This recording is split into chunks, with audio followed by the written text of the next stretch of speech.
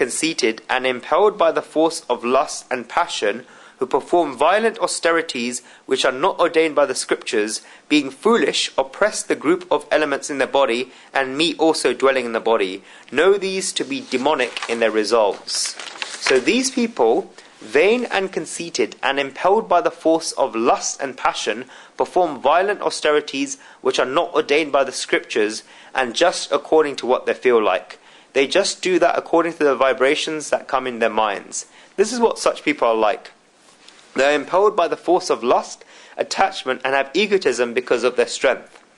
Such people, being foolish, oppress and give difficulties and give sorrows to the group of elements and the 5 Pran life breaths in the body, and also the God dwelling in the body. This verse says that we should know such people to be demonic in their resolves. God says something very clear to Arjun here. Those people who perform austerities not ordained by the scriptures, and not only that, but those people who are vain, conceited, and impelled by the force of lust and passion, such people are giving difficulties to God residing in their bodies, and that is why we should consider them to be people with demonic resolves. These are people who perform extreme penances and give their bodies a lot of difficulties.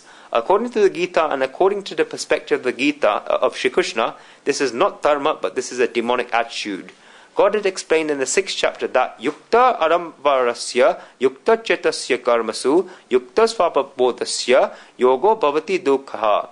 For the man who is temperate in food and recreation, who is restrained in his actions, whose sleep and waking are regulated, there ensues discipline, yoga, which destroys all sorrow.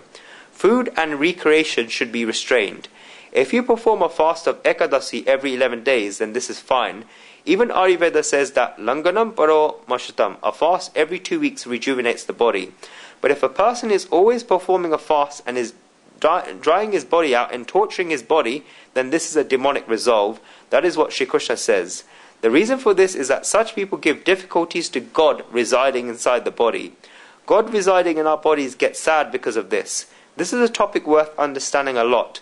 Those people who have attained Gnan, wisdom, may have attained it through such means, and are not denying this, and God is absolutely not trying to say that the austerities are useful, because if people have performed austerities, then it's a very good thing. But if egotism comes into that austerity, that I did this, and this is advertised, then God says that it is a demonic thing. Or if a person is being hypocritical, then this is a demonic thing. We need a very fine understanding here. God is not saying that we should not perform austerities, but if egotism comes after we perform austerities, if hypocrisy stays after we perform austerities, and if we think about how strong we are after performing austerities, and how great we are that we can perform such penances, and this feeling stays, then God says that these austerities do not become important, rather they give difficulties to God residing inside the body, and that is why they are demonic. We should make efforts to understand this a little. Let us say that I have a servant in my house and I make the servant work 24 hours a day. If the time to eat comes and the servant does not feed us but keeps working, then you're living next door to me, and it's very natural that you say that this is remarkable. He gives discourses on the Gita and yet he does not give food to the servant in his house. He keeps him working 24 hours a day and he does not give him food to eat. The criticism immediately begins, and it is right to do so. If a person has a servant, then they should give them food to eat, because the poor person is working so hard and his body is going from difficulties. We should give him food. But let us say that I keep working 24 hours a day and I do not eat for 1 day, 2 days, 4 days, 8 days, 12 days or a month, and you find out that Dhruv does so much work but he has not eaten for a month and has not put anything in his stomach for a month, then such a crowd will gather here saying, wow, if I do not eat for 1 month, then I become a person who performs austerities. People say that he does so much work yet he does not eat. Lions of people will form. Why is this? If I do something towards a person who works for me, then you'll criticize me. But if I do that same thing for myself, then he would worship me with flowers. Why has this double standards taken place?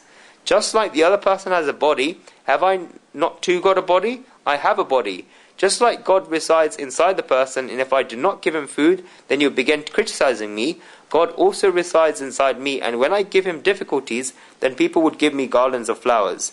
This means that if another person is killed with a gun, then this is counted as a crime, but if they turn the gun around and kill themselves, then they become great. This is what happens. If it is bad to give difficulties to others, then it is just as bad to give difficulties to oneself. It is just as wrong. Shri Krishna is going towards the logic here. And I'll say it again that Shri Krishna is not an opponent of performing austerities. There are many stories in our Puranas. Prahlad performed such difficult penances. Dhruv also performed such difficult penances. Dhruv tolerated difficulties. But the demonic attitude that Shri Krishna is talking about here is when, after suffering through these difficulties, and despite suffering these difficulties, there is an egotism in the mind. If there is a hypocrisy in the mind, there is a pride because of one's strength, there is expectation of respect, there are desires and there are passions, then this is demonic. The meaning of this becomes very straightforward now. What is tap, austerities? It is to tolerate difficulties in order to attain a goal. If despite you suffering difficulties for a goal, if all these things such as egotism, hypocrisy, passion, etc. do not come, then this tap, austerity, is a true tap, austerity. Only then God will not be sad. It is not important what we do for tap, austerity, the cause of the austerity is important. I cannot find a greater example than this to explain the concept, because in the last 1,500 years, if anyone has increased the importance of tap, austerity, then the most it is Bhagwan Mahavir. Nobody has understood tap, austerity as much in the last part of the last 1,500 years in India. Mahavir Swami performed fasts. It is wrong to say that he performed fasts. Mahavir did fast. He did not sit down to do them by saying that I will not eat for 30 days. No, he had the thoughts of performing tap, austerity, because this great saint wanted to find out why human beings have sorrows and how the sorrows of human beings can go away, and these thoughts harassed him so much that while thinking about this, he did not consider eating. Days passed. The fast happened. He did not plan to do it. It happened. He did not think that I would fast from this day to this day, and on this day I will get married. He did not plan for this. The fast happened, and that is why there has been no person who performs tap, austerities like Mahavir Swami in the last 1,500 years. This is a special greatness. There was one piece of clothing around his body, and he was passing through a jungle. He saw a poor person who was freezing in the cold, ripped off half his clothes and gave it to the poor person. The other half was tied around his waist, and he was walking through the jungle. He did not want anything for himself, and if he wanted anything for himself, then he would let go of it. He was the son of a king, and he left everything. He had so much wealth. This means that he did not want anything from the material world. With this thought he carried on walking, and the rest of the clothes he had stuck on thorns at a tree. Mahavir carried on walking further, and the clothing remained where it was. He did not give up the clothes, he became without clothes. And Mahavir reached the state of Digambar, sky-clad. This word Digambar is so beautiful, and it means that the directions became his clothes. Mahavir did not become naked, Mahavir became Digambar, sky-clad. But if a person throws his clothes off at the end of the day, then you cannot call them Digambar, sky-clad. It has to be natural. It has to happen automatically. And the more naturally it gets done, then the more of a tap, austerity is. Bhagwan Mahavir did not go to tell anyone. How great was he? We should bow down to such great people. He did not go to tell anyone, it just happened. He did not need to oppress the group of elements in his body, but those people who do this just to advertise themselves, just for the ego, just so they can get respect or out of hypocrisy, about such people, Shri Krishna say that they also oppress him, the truth of God dwelling in the body. They give difficulties to their own greatness. When I was young, then I used to watch where a person tied with a string around him would come wearing a skirt and is banging a dole, a big Indian drum, and would be hitting it very loudly. People will think, what a poor person, and they'll get out 1 rupee or 2 rupees from their pockets and give it to him. Does he tolerate difficulties or not? Why does he tolerate difficulties? It is so people will see this and give money to him. But can you call this tap, austerity? No. There is a reason behind what he does. Fine, this person is poor, and he has no other means, so he has an expectation of people taking out 1 or 2 rupees and giving them to him. There is another person who is a millionaire and who starves himself for 10 days, 15 days or a month. He has an expectation that you applaud him and say, wow, how austere are you? This falls within the same category as the previous person described, because they're both doing the same type of thing. Shri Krishna is opposing this here in a very clear and revolutionary way. And if you go more inside within the spiritual meaning, then you'll see that Shri Krishna says in this verse that they oppress me dwelling in the body. This is what God says. This means that if one person is oppressing God who resides in his body, that this means that he is killing the self. he is killing his own self. This is because it is one thing to become good, and it is another thing to make a display of being good, or to make an ostentation of being good. The human being who only makes an ostentation of being good, such a person is putting a full stop forever on the possibility of becoming a good person themselves. And Shri Krishna says that such people oppress him dwelling in the body. Now he can never become a good person. This is because he worn a disguise of hypocrisy. And true development is the development inside. True development is not the development on the outside. If the body increases or decreases by 10 kilograms in weight, then it does not make much of a difference. It makes the difference what happens in the antakaran, inner being.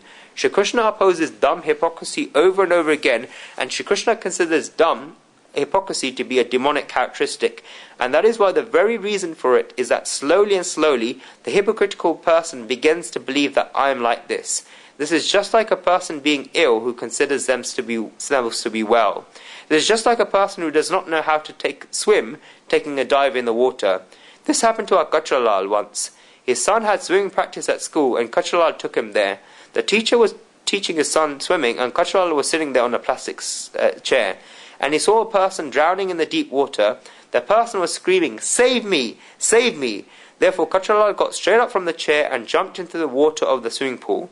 And he began to sink and drink the water, saying, "Save me! Save me!" The teacher that was there jumped into the swimming pool, pulled Kachalal's hand and brought him outside. Someone else went to save the other person and brought him outside. The teacher asked Kachalal that you were sitting there in peace on the chair.